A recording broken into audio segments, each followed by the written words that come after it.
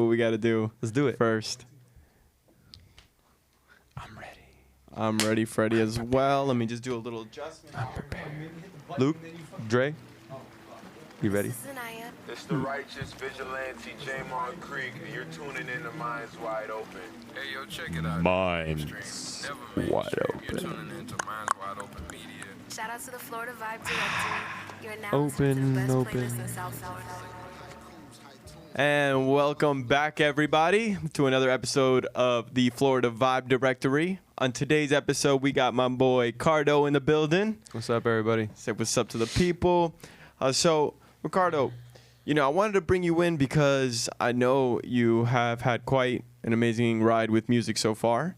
This was really fun, yeah. Yeah, so tell me, how did that all begin?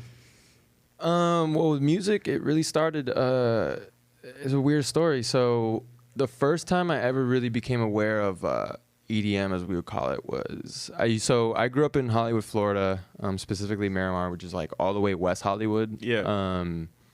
And I went to school in Weston, whatever, but, I'm right next to Miami.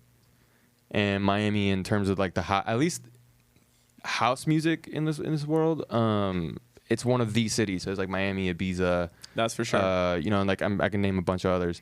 But always having grown up outside of Miami, I started to become aware of this thing called Ultra.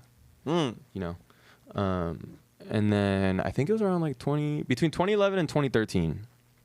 I really started to become aware of like this music. Like, what is this? I was really into I think Drake had come out when I was like in middle school, and then just like a bunch of other music. But for some reason, I gravitated towards this EDM thing. Okay. And even to this day, I really can't describe to you why I gravitated towards EDM. But I think maybe it was just the partying. I think it was like the attention, the energy. It was just there was something about that specific party energy that grabbed me. So I discovered house music. There's "Don't You Worry, Child" by Swedish House Mafia. There's What on the Radio. So I started to catch on to that. I really was like, oh shit, I really like this music. Oh, it has a message. It really don't you worry, child. Who doesn't want to hear that shit in a crowd? Looking at those lights and singing it with people and you're almost on the verge of tears, that whole thing. And then that's kind of what grabbed me. And then I started to get deeper in it. I started watching the Ultra After movies. I started going into Spotify. When Spotify, correct me if I'm wrong, but that's when I became aware of Spotify. And Spotify had all these charts, all the you could find different artists that are related to the one artist you're listening to, all that. So controversial or not, I found Bass Nectar, I found Yellow Claw, I found. So you really took your dive into EDM first before, really house DJs. Pretty much, yeah. Okay. And this is when I was in 7th, 8th grade, and nobody really ever knew I was into that. Okay. It wasn't because I was an outcast. It was just kind of I didn't find anybody that mentioned this stuff either. So I never really mentioned it either. But I was really into it. I was I started getting into I was yo, I want to be a DJ. But I don't know what that means. I had no idea what that meant. So I was oh, okay, let me start DJing. So I had a Mac that somebody had gifted me for Christmas, and pretty much every Apple computer, I feel the producers out there know this, it comes with GarageBand. Yep. So I was oh, I want to DJ, blah, blah, blah, blah. But I don't know why. I didn't pay attention to how they were doing it. I just knew that they were taking these songs, a song, and mix into another one that sounded just like it, kept the same energy, blah, blah, blah. And then for however long you wanted, you could keep this energy up, keep the party going. Mm-hmm.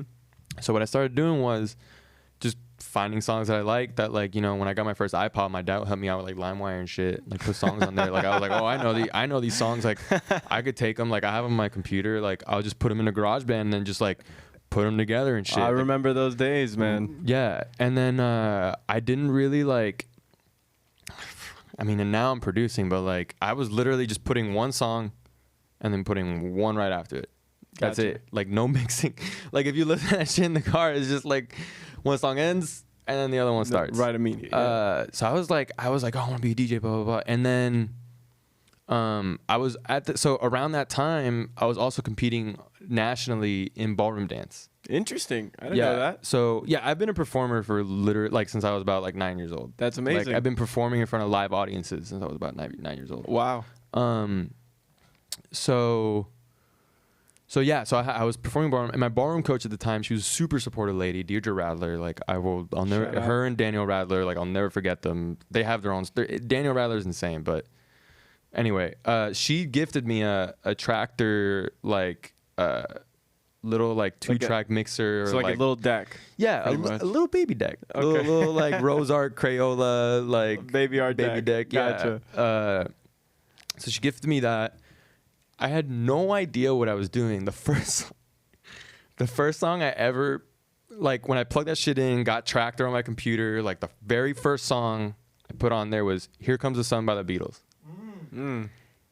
Who the fuck DJs who Here Comes the Beatles? I mean, it's a great song. Don't get me wrong, Yeah, but there's no like, yeah, right. There's not a lot of dancing that goes on. Like, you know, if the goal is EDM and like seeing these movies like people dancing, or Yeah, whatever, you're not like, gonna do it But with the you know, in Beatles. my head, I was like, here's how I get started. Yeah. So I was doing that. Still hadn't successfully mixed anything together. And then, you know, it kind of got to a point where I was like, hey, Mom, Dad, like, I want to go to Ultra. It was 2013. It was Swedish House Mafia was about to retire. Ultra Miami 2013 was going to be their last set ever. Wow. At school, I was friends with this girl that she was a couple years ahead of me. She was going to go, and like I knew of a couple other kids. I was like, hey, Mom, Dad, I want to go, blah, blah. And they were like, absolutely the fuck not. You are not going to go to that. And I was like, no, come with me. And they're like, absolutely not. Because so around that time, it was like the zeitgeist was that there was this party thing that you would pay ungodly amounts, some amounts of money. Like at 2013, that's when Ultra got expensive. I think it was like 2012 when Ultra got expensive because it used to be like $80 a ticket. Really? Yeah. Festivals back in the day were nothing. Like it was like, I think the first Ultra was Cheap. like a $20 ticket, something like that, That's insane. which is in 1999. And then I think. Well, point is they were cheap, and then they got very expensive. cheap as right? hell. Yeah, Damn. and then 2012, I think was when it got really. It was like $150, $200, and people were like up in arms about that. But I get people paid anyway. They went with great, and then 2013 was the second installment of that like super expensive period. So it was a combination of a lot of factors. Like it's too expensive, it's dangerous, like there's drugs, fucking whatever. The news is not happy about this shit going on. So my parents were like, absolutely fuck that. And I was like, all right, you know what? Fuck this shit. I don't want to be involved. I gave up. I was like, whatever. I'll throw it away. So I got into like classic rock. I got into rap. You know, I went further into like the ballroom thing. Like I was traveling all over the country, performing in front of like 1,000-person plus crowds. You know, like I became national champion when I was like 16, 17 years old. Then like 2, 3, like not toot my horn, but like this really happened. I mean, I've been national champion like more, like I lost count. Gotcha. Like I literally threw out trophies. Like I had so many that So they you were were deep in the ballroom game. dude. Yeah, deep. So like I've always been a performer. I always want attention as much as possible. Okay. Like I was the class clown in class. I was the kid that like the teacher trying to teach a lesson. I'm like, fuck your lesson. Watch me. I'm gonna make a joke. I'm gonna dance. I'm gonna do something. So how did this translate into Bro, being a DJ? so yeah, so being in a rap, whatever. So all right, so that 2013 period, I graduated high school in 2015. So I think it's about like end of freshman year, beginning of sophomore year that I kind of let that shit go, and I went into rap and classic rock, and then like started college summer of 2015, whatever, and then flash forward to like 2017, I was dating this girl. The relationship ended poorly. But you know, my current best friend Erik, okay, so that relationship ended, and I had another lady friend of mine that we were really close friends. Her name is Ashley, and she we just became close friends. Like it was when I got to college. I don't even remember how I met her. We became friends, blah blah blah. Like 2015, flash forward 2 years, like we're still friends. And she's dating this guy Erik. Never met Erik, and like Ashley and I were really really close. Like my freshman year, like I would spend a lot of time with her and like a couple other guys, and like we would just hang out. And college is definitely that period for that. Yeah. And then I remember like Ashley started getting into this party scene, and like I went to UF, go Gators, and I was there for like a year or two. You know, I would like try to dabble in like the different party scenes. You know, I would go to like the college bars, I would go to the frats or whatever. And, like I tried to go Greek, but that didn't work out. I never really found anywhere. I guess like I was trying to find a place to belong. You know, I was trying to find a place where like I felt like myself, where I could just do what it is that I wanted to do. So, and I never found that. So, you know, I guess I tried with this ex that I had, you know, and that didn't work out. So then I remember at some point, like, and then different mutual friends that we had, they were telling me about this music festival. They were like, oh, hey, Okeechobee. Like, blah, blah, blah. Like, yo, we're going to go to this thing. Come with us. It's going to be so fun, blah, blah. And I was like, I can't. Like, my ex, she doesn't want to do it. Like, like, it's the whole, like, for a lot of people, the weird thing about festivals is, like, the showering. So, like, for her, that was a big thing. Like, oh, we can't stay clean, blah, blah. I was like, okay, whatever. We won't do it. So, we break up in, I believe, the end of November or beginning of December. And then my birthday is December 27th. So December 27th, 2017, I'm celebrating my 21st birthday. We're in Key West. I'm with my parents. So I tell my dad, I'm like, and my dad is pretty aware of like, I guess emotionally, he's good at keeping tabs on me. So he was like, you know, like obviously I'm not super happy. I just broke up with this girl like 3 weeks ago, like madly in love, like first love, like young love, not knowing what the fuck I was doing. Right. But I guess he sees that, and I was like, hey, Dad, I have these friends. They're inviting me to this thing, and I kind of want to go. It's a camping festival, you know. And like I think I had already camped, you know. Like I already done that. Like the school had like some resources for me to use as a student, where like a tent was like $4 for a weekend. So like Yeah, they make it really easy. right. So I had already been comfortable with the whole camping thing. So he knew that, and then I was like, hey, Dad, these like friends of mine are gonna go to this music festival. Like I really want to go, blah, blah, blah. He's like, you know what? For your birthday, like I'll buy you these tickets. Wow. Yeah, right. Bro, he had neither of us had any idea where this would go. So Okeechobee 2018 was between March 1st and March 4th. Started on a Thursday, ended on a Sunday.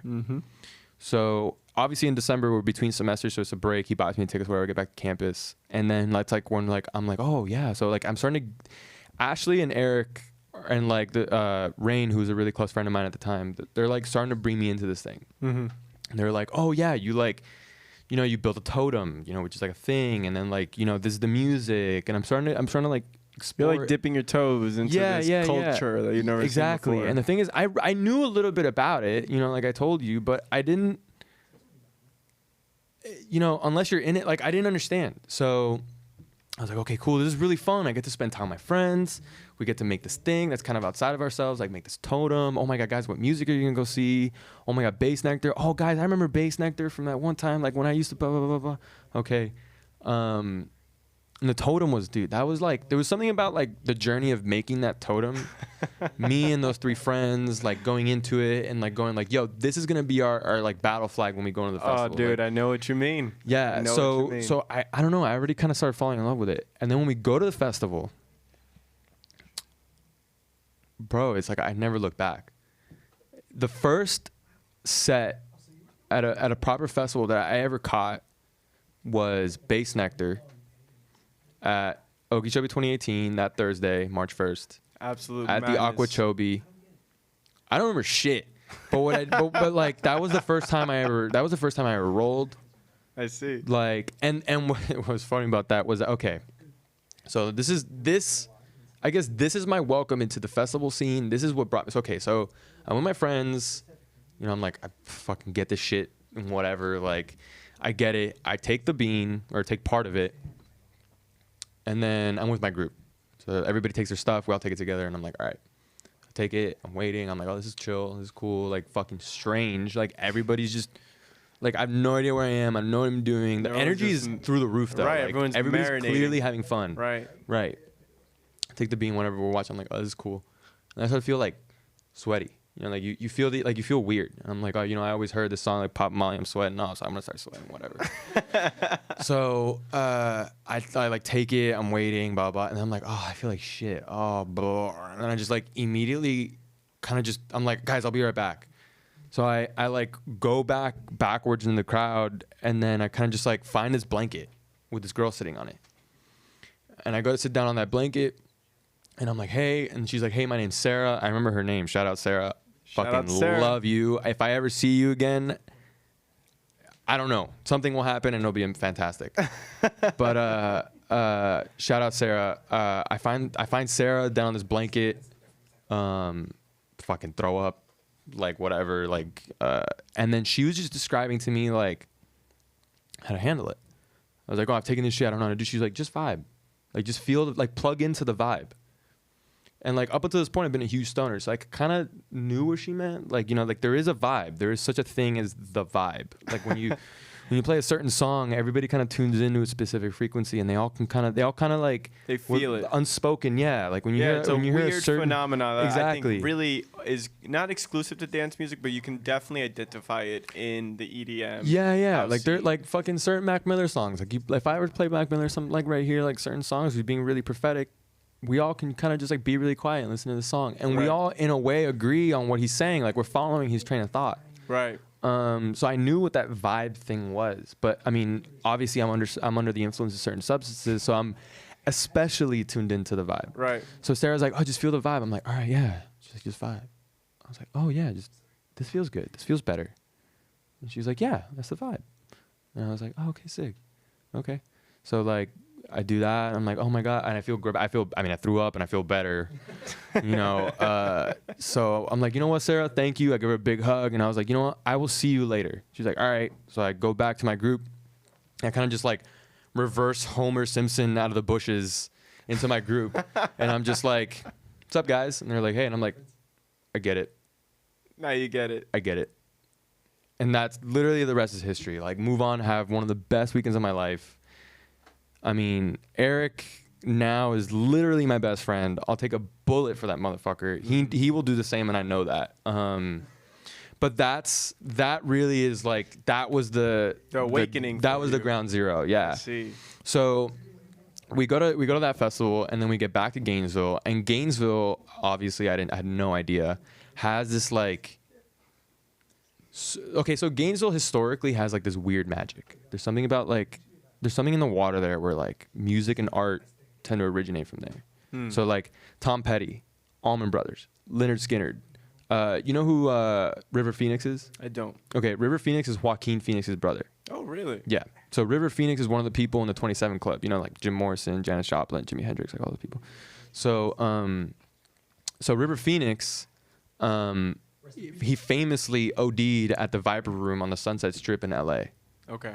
And the Viper Room is still there, I think. I mean, I went there once when I was like 17, 16, and I saw it. However, River Phoenix was, does anybody here know the movie Stand By Me? No? That's the movie where the little kids were like... does. You do? Okay, perfect. All right, so the movie Stand By Me, for those that don't know, is that famous movie where like it's like 4 or 5 kids. They're just like in some fucking backcountry town somewhere. And they become like they're just friends. Like you kind of just hop into their story, and then one of them goes, they're like in a tree, and one of them goes, "Hey, you want to go see a dead body?" And they're like, "Yeah." And then like what ends up happening, like the journey to go find the dead body is the movie, where like they have to go through these train tracks. I think there's even Family Guy references it at some points, where they're like running on these train tracks. It's like all the kids are on the other end of the train track, but the fat kid just like isn't fast enough. References to the movie. Yeah.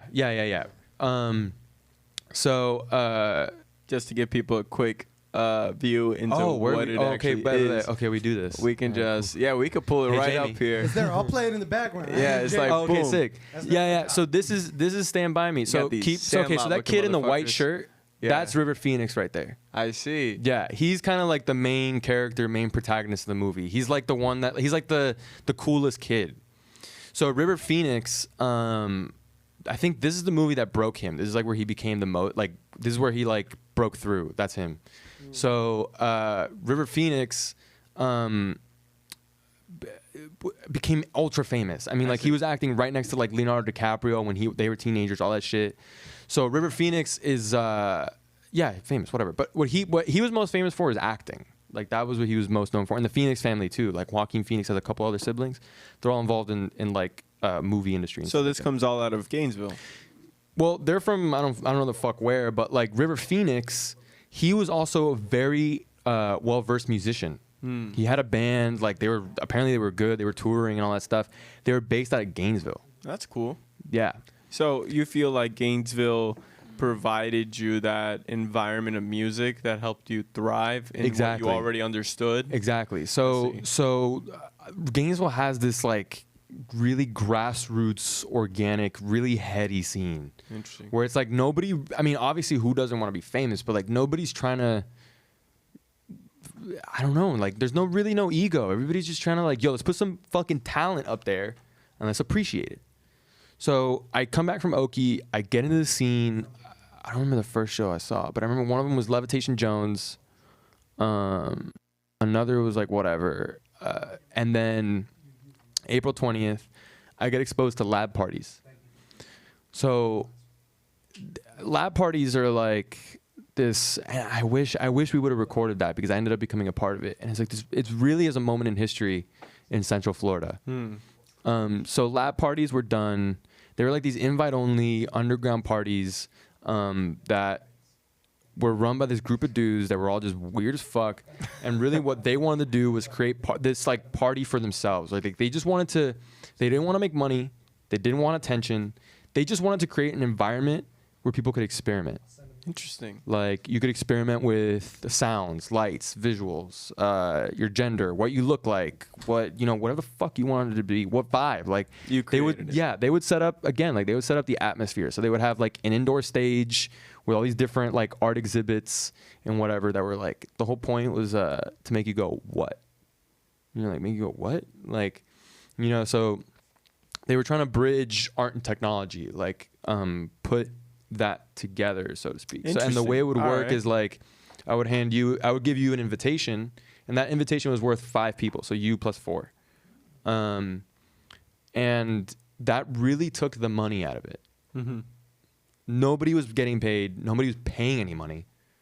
It was just almost like a burn. Like, come here and just enjoy, just exist. So that was my, that really kind of taught me a few things. It taught me that like you can do this without having money. And I mean, it's at this point, the thing is that I think a lot, so it's complicated, but like I was trying to find something at the same time that was authentic, something that was honest, something that wasn't, you know, Like a facade of what. like nobody was trying to put on any masks because nobody was making any money. This was just like, do you want to be here? Yes. Okay, so you're here. You don't want to be here? Okay, so don't be here. It was up to you. See. So that I thought that was beautiful. Like that really resonated with me. Where like, it was just about what you're beholding, like what you're looking at. So like, if you wanted to listen to the music, it was just about going to go listen to that music. And regardless of the artist I had on, it was about appreciating it, being there, witnessing it. I mean, that's where I met a bunch of people, man. Like now I'm engaging in some projects with people that I met there. This is April 20th, 20. So did this kind of lead into you DJing yourself? Yeah, so that really was like my, like, I guess big hug into the scene. I see. Because like if you were at those lab parties, you were invited. So like you were somebody that, like, you know, you ever been in one of those rooms where like if you're in this room, that means you're cool. So like I don't have to ask you if you're cool. Yeah. Kind of the same thing where like it was one of those things. So I met a lot of people there. I met this dude, and I always had a bit of an itch. You know, I told you, like I performed my whole life. I just want fucking attention. Yeah, right. And you know, I had retired from dancing, you know, when I went to college because I wanted to go to college. You know, like I was at the verge of like, if I had to give you an equivalent, I was like D1 athlete ready to go in the first round.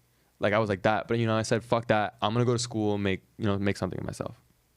So, you know, 2 years in school, I was going to school, but I hadn't found that thing that was like my passion, like what it is that my calling. So find these lab parties, blah, blah, blah. Flash forward to, I'll say about like August or September.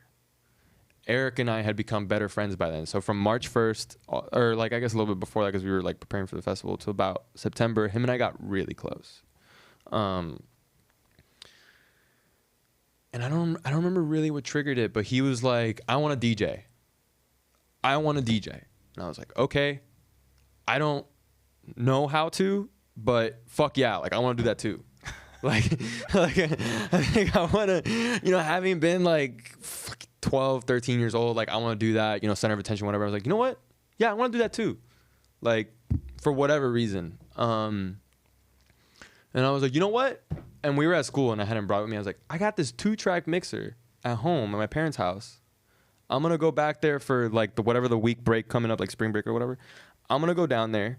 I'll come back with it and just give me like $40 for it. Like, you know, cause I want, like, I could have given it to him for free, but I wanted to smoke weed or some shit. So like, I was like, just give me like $40 and then we could smoke together or whatever. And that's just the way I do things. Like, yo, pay me for this. It's yours now. Like, it's not, I gave it to you, whatever. Right. And then he just started fucking with it. He downloaded Twtr. I guess I think I told him how, or he figured it out. And then he started fucking with it. And then one day I went over to his house and he was like, yo, check this out. I'm like, he mixed. Like, played one song and then played the other and then like just mixed it. It wasn't seamless. It wasn't perfect, but he did it. And I was like, oh my God, you did it. You did it. How the fuck did you do that? He's like, oh, here. He's like, you just do this. And then, like, you know, when the movement comes, you just switch everything, blah, blah, blah, blah. I was like, oh, okay. All right. Do you mind if I do? He's like, no, go for it. I was like, okay. So I go for it. And I did. I was like, and I did it. Like, it wasn't perfect. I mean, it wasn't like there was no effects or anything. But, like, the moment you lined up the 2 songs in that 32 16-bar break and it's, you know, you took the bass out, blah, blah, and you throw it and it goes, boo, boo, boo, and oh, dude, that was bliss. Dude, that was one of the best things. It fucking changed the entire course of my life. Like, before that moment, I was supposed to, you know, get a degree, go into engineering, start a family, like whatever that track was supposed to be. I mean, obviously I didn't go down it, so I don't know where the fuck it would have ended up, but that's where it would have gone, man. And then I found this shit, dude. From then on forward, like, Erik and I would spend 6 to 8 hours a day at his place every fucking day, like between classes, after class, fuck homework, like fuck all that shit. We were DJing, and Erik lived in a frat house where he lived on like the top floor. And the reason he lived on the top floor is because his lease was on the name. Gotcha. So like he got the dibs on the room, and like there was one guy that lived below him. Yeah, there was one guy that lived below him, and then like everybody else lived on like a different side of the house. Now, we would go all the way to fucking like 4 a.m, like whenever we decided we want to stop. Nice. Bro, and like his brothers would be like, yo, shut that shit off. Like, you're literally shaking my goddamn roof. I'm like, we're like, go fuck yourself. His name on the lease. Like, what are you gonna tell us? Like, his name is on it. Like, yeah, deal with it. So, I mean, it's mean looking back, but like that's how I was. How it is. Yeah, that's how it is. Did this lead to the creation of Plot? No. Okay. So I guess so. Those were the early days. But the way Plot started was different. It was way later. I mean, we started Plot like a year ago. Okay. Like a year, maybe in 2 months ago. So what is Plot for the people that don't know? So Plot is my duo with Erik. It's our duo project. So in music, like, you know how sometimes like I guess for the audience, there are artists that like engage in multiple projects. Right. Like there are artists that have their solo projects. There are artists that have like they're like they have different aliases.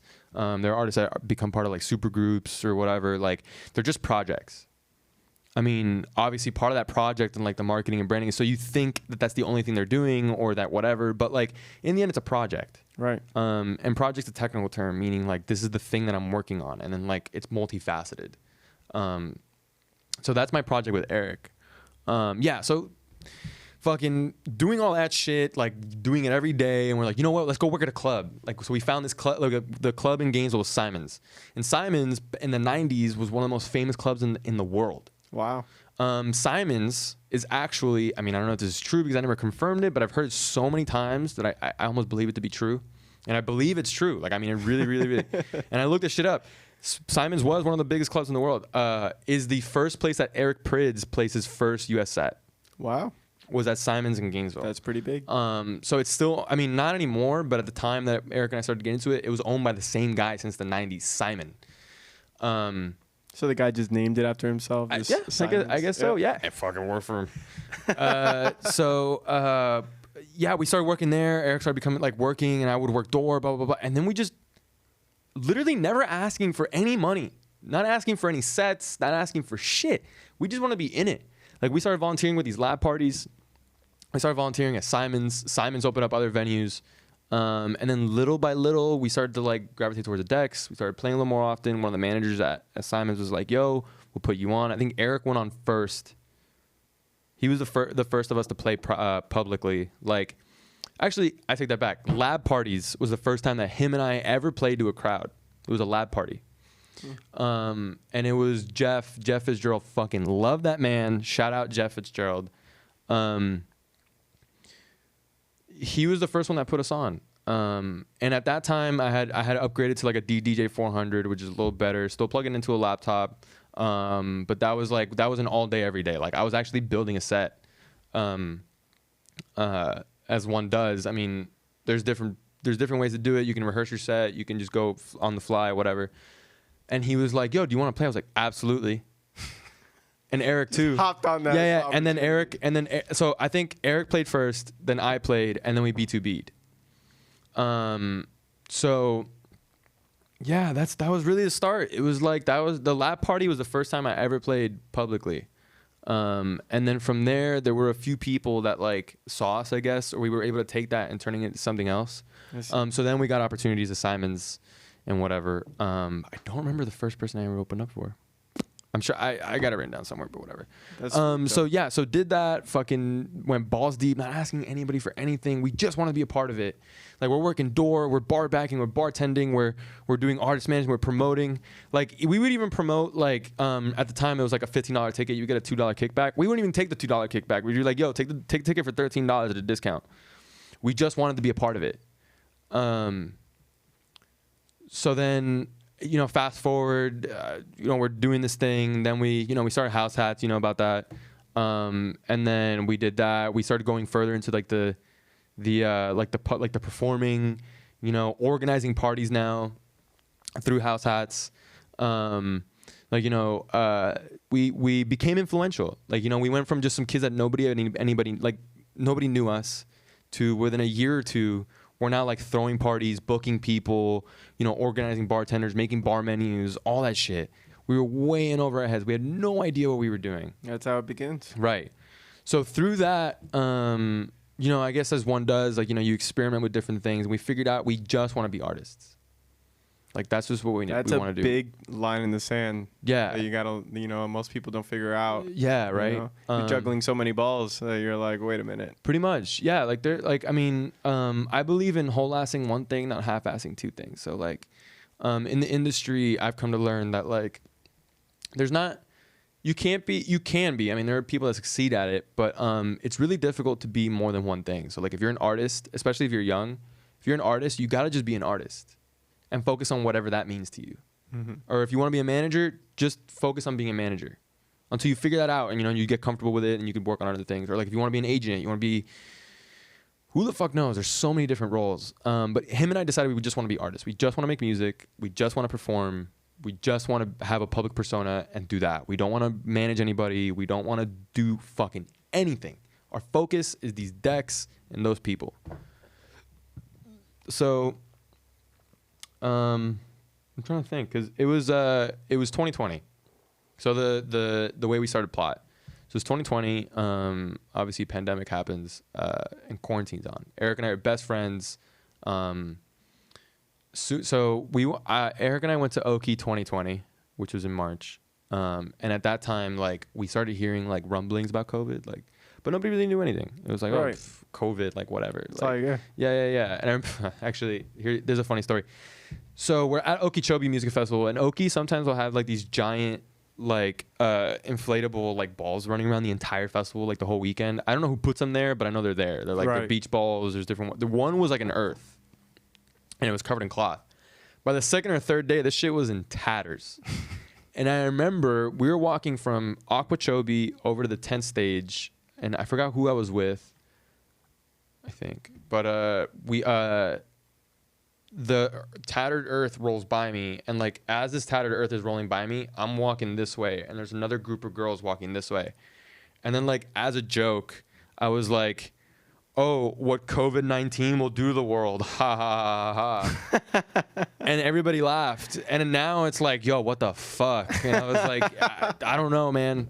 So Okie 2020, we go to that, we hear the rumblings, whatever. Great festival. Festival ends. Literally 2 weeks later, the country goes on full fucking lockdown. Yep. Nothing. Stopped. No performing. Like, between Okie and like full shutdown, I had played like 2 pool parties and like a couple sets somewhere. So like I was pretty active. Yeah. And I was doing school. But you know, I realized at some point like that's not what I want to do. It was like an off switch. Yeah. And COVID. Yeah. And then like COVID just kind of fucked it all up. And I was kind of just like, okay, what do I do? So then at some point, I have a friend of mine, and nobody knew anything. I mean, it was like, there was a feeling of like, if you go outside, you're going to get sick or something. Mm-hmm. So at some point, I have a friend of mine that he was part of that like lab thing, kind of. He had an association with it, and he was doing like the visuals. This dude is Frenchie. Shout out Frenchie. Frenchie, being like a huge geek. I mean, this is one of those dudes that like, on his own, nobody would ask him to. Like, he would show up with a laptop and a projector and just like start doing visuals, and he would like develop that as much as he could. That's like, badass. You know, he would like buy a new controller or like buy some new graphics for the visuals or whatever. Yeah. And him and I had gotten closer, you know, because I was getting headier and headier, and I was like just getting deep into it.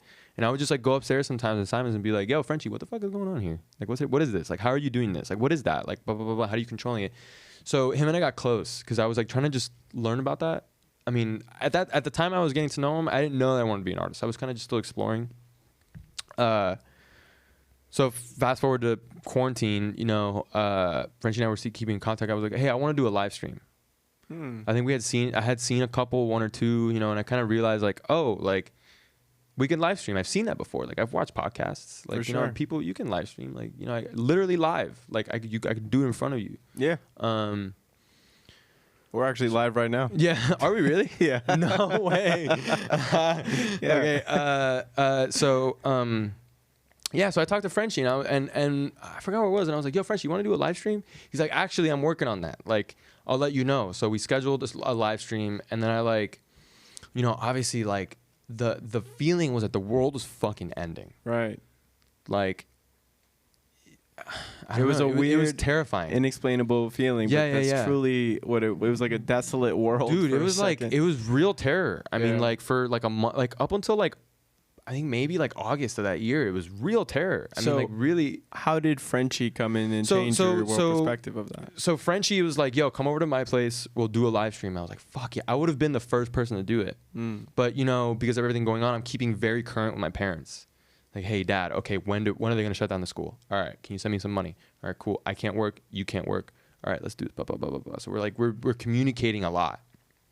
So at one point, I'm like, "Hey, Dad, just to give you the warning, I'm gonna go do a live stream at this guy's house." He's like, "Absolutely the fuck not. Like, no, you're going to get sick, blah, blah, blah, blah, blah, blah."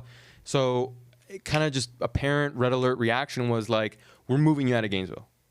Like, within the next 3 days." So they showed up with a U-Haul. We moved out, fucking gone. I'm out Wow. of Gainesville. Done. That's it. I thought I would have had a little, I mean, I think I talked about it a little bit in one of my Instagram posts, but like, that was it. That was a quick transition. Dude, that was it. I went from like having this incredibly tight-knit, supportive community, you know, that like wanted me to do it. You know, I was so ready to go into like the next fall, you know, game days, you know, like, you know, Erik and I were talking about throwing a graduation party, all that shit. Like, it was supposed to be a hurrah, and then it just, light switch off. And I'm back home now, and I'm like, what? Okay. Like, what the fuck do I do? So Nothing. now you're in Miami. Yeah, so now I'm back in Miramar in my childhood home. I see. And I got these online classes. I have my room, so I brought the furniture from Gainesville and we put it in there. It was actually really nice. I made it work. And I'm with my parents' house and my sister's in her room. And like really all that's going on is I got school, whatever the fuck the TV's saying, because I mean everybody I guess at this point has an opinion of whatever the fuck it was. But it was just, for me, what it was doom and gloom. No matter what, when I turn on that news, nothing happy is going to be said. Facts. It just sucks. Yep. So you know, like I wanted to escape, you know, so like there were different ways of doing that. Like, you know, I could watch movies, I could listen to music, I could whatever, but at least for me, that wasn't engaging enough for me to like, you know, I guess escape mentally. So up until this point, at this point, I understood that in order to be a successful artist, you needed to make your own fucking music. Like you needed to do that. But the learning curve and the financial investment, whatever, I never got around to. I never did it. And everybody around me is like, "Yo, you're really gifted DJ, performer, blah blah. You gotta make music." I'm like, "Yeah, I know," but I never did it. Ableton always had like a free trial. It keeps kind of cutting out audio. Is that okay? Yeah, we should be fine. Could be just a chord, but overall. So Ableton had always had like a 30-day free trial, and you know, I don't know why I didn't think that was worth anything, because like I wasn't making any money, and my parents weren't gonna pay for, like, at the time the software cost like $1,000. It was something like that. It is Ableton expensive. is really expensive. Yeah. And well, I mean, there's different levels of Ableton, but the level I wanted, Ableton Suite, that has the full package, was like $1,000. Yeah, most DAWs are pretty pricey. Right. So God knows why. And I mean, really, like, it's such a blessing. Ableton, for some reason, extended their 30-day free trial to 90 days. So it wouldn't just give me a month, like, to work on this shit. I had 3 months now. Wow. And I was like, you know what? Fuck it. I'm going to bite the bullet. I'm going to get in it. I'm going to start doing this. So I downloaded the free trial. I had no idea what I was doing. But I bought like $100 MIDI controller and just started, you know, like started trying to do my best. And this is, I think, like end of April. So I get Ableton, and I'm doing that, whatever. And all I'm doing every single day is wake up, take classes online, converse with my family, you know, and then like I can't leave the house, you know, like we don't know anything, so like nobody knows what the fuck to do. Like I think we were hanging out with a couple family friends of ours that like they were also like pretty quarantined, but that was about it. There's really not a lot going on. So I was like, you know what, I wanted to escape, so I just went into this Ableton thing. So I did it for 90 days, and about 80 days into that 90-day free trial, they extended it to 180 days. So it's now half a year. Wow. So I was like, what the fuck? This is insane. I'm going to have this for half a year. Like, oh my God, this is great. So I just, again, went further deep into it, like watching YouTube videos, blah, blah. Like any moment that I wasn't like doing school or like doing something, like doing chores around the house or whatever, you know, I think around that like 90-day period is when like businesses were starting to open. So my parents own a small business, which is it's an adult store. So I started working there. So in order to make ends meet, like they needed help, you know, and like it was difficult, whatever. So I was like, I'm gonna start working there. So now I was dividing my time between working, school, and this music stuff. So I was making a little bit of money working the store, and I kind of just like, I don't know, I kind of just went deeper into it, and then I started making a little bit of money in the store, so I was able to have a little bit more disposable income, because the start of quarantine, money was tight. Like nobody wanted to spend anything, because again, bro, like what, are we gonna start trading bottle caps now to fucking get food? I don't know. It's Fallout. What Yeah, you mean? exactly. So I just started getting into it. So now and I had a break between school. So between that break of school and like working the store, I was just on YouTube. Like I'd be at work watching YouTube videos on like, oh, how to compress a drum. So I actually think this is interesting, because it sounds like this obsession that you suddenly grasped with this is what helped lead you to success that you are now in producing things. Yeah. Right. It became an obsession. It became like, that is what I mean. And my life can be defined by its series of obsessions, I guess. Like my dad in the same way. Like, I mean, the men in our family, they like the Gonzalez men. We have this thing where like we'll find the thing that we like and we're gonna go towards it, and we're gonna fucking spend all our money, all our energy, all our time on that thing. And then like across my dad and his two brothers and me, the Gonzalez men, we all kind of have like this weird trait where like with my dad it was like photography. My uncle is photography. My dad did photography, and then he went to fishing with like fishing reels, and then he went into like boating and like whatever, and then he like whatever it is that like we find We're gonna get into it as fucking hard as we can and as fast as we can. Spend as much money on it. It's our new obsession.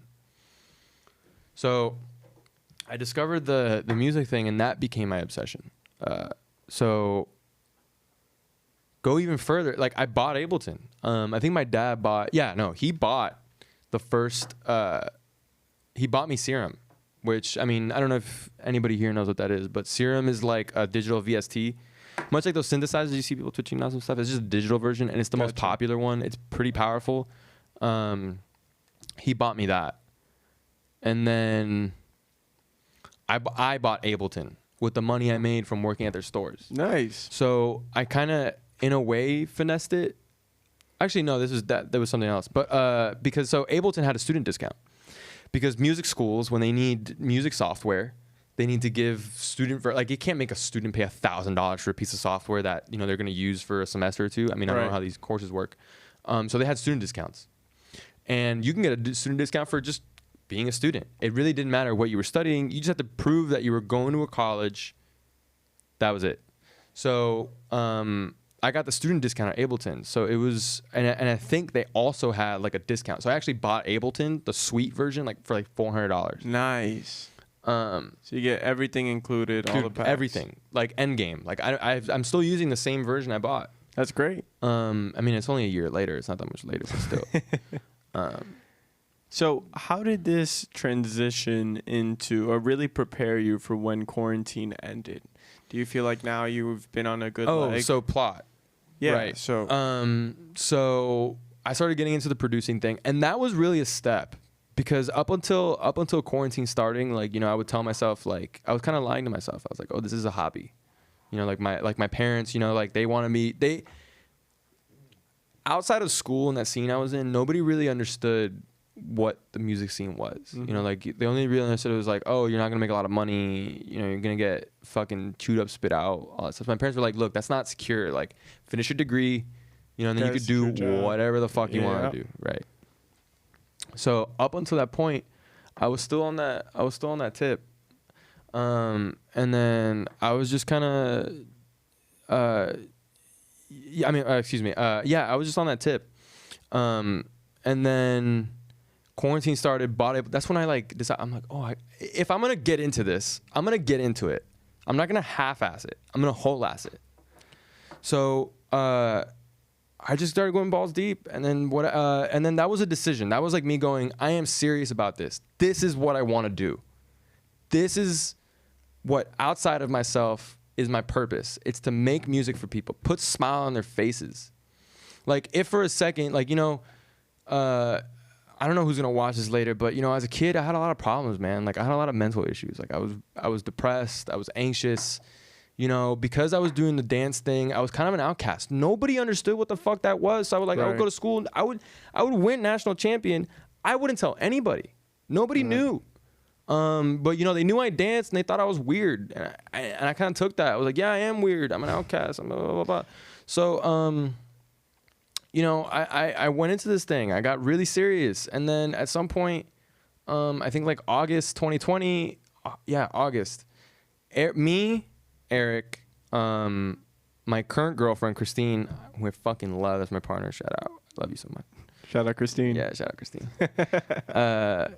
It was me, Erik, Christine, my sister, and we were going to go to Suwannee. Word. And just camp, you know, because, you know, around August, people were saying, like, oh, it might open up, might not. We're like, you know what, fuck it. We want to get out of here. Let's go camp. We're going to go camp at Suwannee because we love that place so much. It means to us. It is a beautiful place. Right. Oh, and I don't know if you know this. So Suwannee, you know, the full name is the Spirit of the Suwannee Music Park. Mm-hmm. It's not super relevant, but I like telling this story. Spirit of the Suwannee Music Park. So the family that owns it has been opening it since about like the mid 80s. Same family since then. And they genuinely believe, I mean, that there is a spirit of the Suwannee. And the only way to satisfy that spirit is with music. That explains a lot. Right. So there's something about like when you go to Suwannee, you feel it. There's like it feels like a magical place. Yeah, there's a real magic in the air. So we went to this thing, booked a cabin, and we just like wow, you even got the cabin. Yeah, we took a fucking deep dive. Yeah, we just went in and then we stayed there for the weekend, Erik and I were DJing. Like, we brought our decks with us and stuff. Like, we were DJing literally every waking moment we were there. We would go out, walk around, come back. At some point, we're sitting down watching The Incredibles. Okay. Just follow me. So we're watching The Incredibles. I forgot what the fuck the moment was, but at some point, something happens in The Incredibles, and it's like kind of a throwback to something that earlier happened in the story. I'm like, oh, plot. Haha. Like, look at the plot in that story. That's so crazy. And then we kept going. So we watch Incredibles 2. And it's like, oh, and then they like reference something in the first movie. I'm like, oh, plot. Like, look at the plot. And bro, I don't know why. We're dying of laughter. We think that's so funny. And then, you know, we took some walks, took some hikes, whatever. And at one of them, we were on a hike. It's just Erik and I talking. And for the longest time, we'd be like, duo. So many people have been like, got a duo. You guys are best friends. You have the best energy on stage. It's so fun to watch you guys. Like, it's more fun to watch you have fun than to listen to the fucking music itself. So we're like, all right, whatever. And then so eventually I turned to him. I'm like, bro, let's make a fucking duo. At this point, we got to do it. Like, I'm getting serious. I know you're getting serious. He got the trial around the same time I did. You know what? Like, let's stop fucking around. Let's get serious about this shit. I think I already had Cardo. Like, I already come up with that because my name is Rick Cardo. So I was like, let me just do it. I need a name to call myself. And then I was like, fuck, what do we call ourselves? What about Plot? And he's like, you know what? Yeah. I was like, all right, we're Plot. And then I just turned and I was like, hey, Christine, Carla, we're Plot now.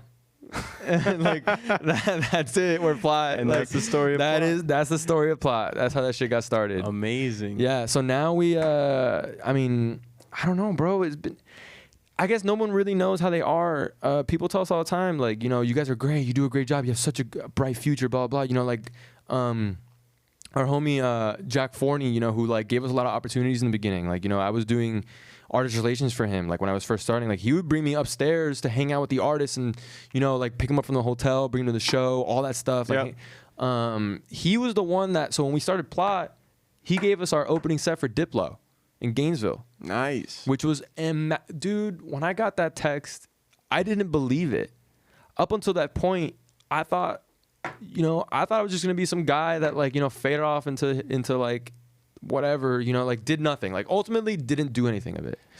So this is quite a buildup, right? So you're going from, you know, not even knowing if music is something that you want to achieve to going on this journey to now opening up for Diplo. Right? Yeah. So how about, because we're running a little low on time now, so I just want to touch on something quick. How is this now translating to where you're at today, right? Like, where do you see this journey going forward?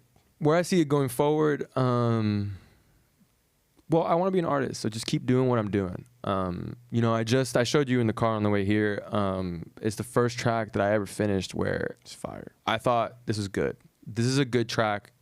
It's worth playing out. People are gonna dance to it. The vocal's tight. So I sent it to master. That's the first track I ever mastered. And like I said, like, you know, if you really want to do this shit, you gotta make your own music. Mm-hmm. So I mean, at this point, it's really just keep doing what I'm doing and get bigger. You know, get more sophisticated. You know, like keep working at it. Maintain my philosophy, which is be honest. Like, okay, Erik and I's mantra is play good music and be a good hang. Mm-hmm. That's our mantra. I like that. That's it. Play good music. Like, do your fucking job right. Right. And be a good hang. And be a pleasure to work with. That's it. We believe it's that simple. Mm-hmm. Do your fucking job and be a pleasure to work with. Go a long way. And that's it. Like, I mean, that's my philosophy. So you want to take that philosophy going forward into, yeah. You know, I mean, it doesn't matter the fuck. It could be, I could be in the middle of fucking South Beach with like a Bluetooth speaker. So, but I'm playing good music and I'm being a good hang. I'm going to talk to people. I'm going to be like, yo, how you doing today? I'm going to put a smile on their face. That's it. Hell yeah. Or I can be in front of, I don't know how many hundreds or maybe 1,000, 2,000 people in fucking Diplo. And you know what I'm doing? I'm playing good music and I'm being a good hang. So do you see Like, Miami being the place for this I think so. growth going forward? I think so. So like Miami is a crazy fucking place. It's insane. It goes like in Miami, you never have to go home. You can just stay out the whole time. You can just party. Literally, like you can go from club to pool party, from pool party to club, from club to lounge, from lounge to house party, from house 12 party to 12. Yeah, dude. However whatever you want to do. Yeah. If you want to do drugs, you want to dance, you want to fucking do it. So, I finished up at Gainesville. I moved back home, and I was like, I got to make this shit work. I graduated in December of 2020. I got to get a job now. So where am I? Oh, I'm in South Florida. I mean, I always knew I was going to end up in South Florida. So I got a job in South Florida. So now I have a job, a 9-to-5, my poor bosses. And then, and I do music. I'm doing it. I'm really doing it. You're living it. Yeah. And it's fucking weird to say. Like 3 years ago, I never would have thought that I'm going to live in Miami, having a 9-to-5 job in the degree that I studied in. And at the same time, be, I feel successful. Like, and the goals that I set up for myself, I'm succeeding them. Like, like I'm playing in front of crowds. The shows are growing. My network is growing. People are like actively advocating, like they're being like, yo, you're doing a great job. Like, keep doing it. Like all that shit. In a million years from that little kid, that first discovered Ultra and seeing these massive productions. What the fuck is that? To 3 years, however long later, I'm in it. Like, I'm meeting the people that throw these festivals. I'm meeting the people that promote them. I'm meeting people that play them. And you're in it. Yeah. I don't know. I guess, like, that is one of those, it's blowing my mind. Every day. Every time I get on those decks and I look out at that crowd and those people act, like, those people want to be there and they stay. And even some of them are coming because I told them to come. That shit is blowing my fucking mind every time. I'm so grateful. That's amazing, man. Like, that's great to hear. Yeah. And you have an incredible artist journey from, hearing it from the beginning is the first time I'm hearing it from beginning to present. So it's pretty incredible. And I think the future is looking very, very bright. Thank you, man. Thank you. For you and Plot as a whole. I think it's going to be quite incredible, bro. I don't know where the fuck it's going to go. It's going somewhere, though. I try not to think about it too hard. Yeah. I just play good music, be a good hang. Dude, just be present. It's that simple. Just don't. Like, I used to play varsity soccer. Every time we would play against an easy team, we would lose because we would always focus on the team after that. Being like, oh, this is going to be easy. We're going to get to fucking whatever. But then we would lose against the easy team that we were supposed to fucking, be 8-0. You know what I mean? Like, we were supposed to destroy them. So I learned, like, no, it's about right now. What is the next gig? I mean, my next gig is, shameless plug. My next gig is in Fort Lauderdale, October 2nd, for Clooney, the fucking phenom out of the UK. Yep. It's going to be a Plot set. We got Asian Steve on the lineup. We got Siegel, who the dude is... I don't know. He's a bag of tricks. I haven't seen a lot about him, but he is exciting. I love his fire sets. life. You got Jamie Lacombe, who's a homie. Your homie. My homie. Shout out. The dude digs into the minimal. Tears it up. Then you got Dre Mendez, who's a larger-than-life personality. They're B2Bing. You got Clooney. And then, as far as I know, we're closing out the party. It's at Munchie's Pizza Club in Fort Lauderdale, October 2nd. I think Erik and I hop on at 3 a.m. And then we're going to go to fucking Carl, the fuck Cox. After that, space, and we're gonna get weird. So tell me, where can the people find you on Instagram? If they want to. Shout out to people. They can find me on Instagram. Is really the only social media I'm active on. Sometimes Snapchat, but fuck that shit. My name is Cardo _ on Instagram. Follow me. I don't know. I don't post super often, but when I do, I try to make a count. And I try to keep everybody updated on what I'm doing. Amazing. I try to be as honest as possible. And does Plot have their own? We do, Instagram? yeah. So Plot's Instagram is the Plot Guys. I like that. It used to be it's Plotline, but then people would be like, "Yo, Plotline." I'm like, it's not Plotline. But you can follow the Plotline. I see. Yeah. But it's the Plot Guys. Yeah, on the Plot Instagram. Guys. Yeah. Phenomenal. And Erik, do you know where people can find Erik? Erik is Erik Vieira Jr., I believe, on Instagram. He's not super active. I'm more active. We'll throw him on there. Yeah. We'll get him solid, on. Man. Yo, it's been a pleasure having you on. This is fun. And having this conversation. We gotta do this again. I gotta go further because I can talk way more about sure. Like, the current state of things. Like, we are definitely gonna have to do a part 2 because I know we there's like so much more we can cover beyond. This. Yeah. Because I've worked side by side with you on these things and it's phenomenal to see and how deep and comprehensive it can get. So dude, it's an industry. It is. It's a real thing. It's a living, breathing industry. There are real jobs, man. People with real salaries. I gotta pay real bills. Got real kids and shit. And real money to be made. Yeah. So it's all there. Yo, thank you for coming through. thanks for Everyone, having me. thank you for tuning in. This is, like I said, the Mind's Wide Open. If you liked what you saw, please feel free to like, comment, and subscribe. And we will catch you on the next one. Peace out. See ya. That was fun. Hell yeah. This is Zanaya. It's the righteous vigilante Jamon Creek, and you're tuning in to Minds Wide Open. Hey, yo, check it out. This is Namestream, never mainstream. You're tuning in to Minds Wide Open Media. Shout out to the Florida Vibe Directory. You are now listening to the best playlist in South Florida.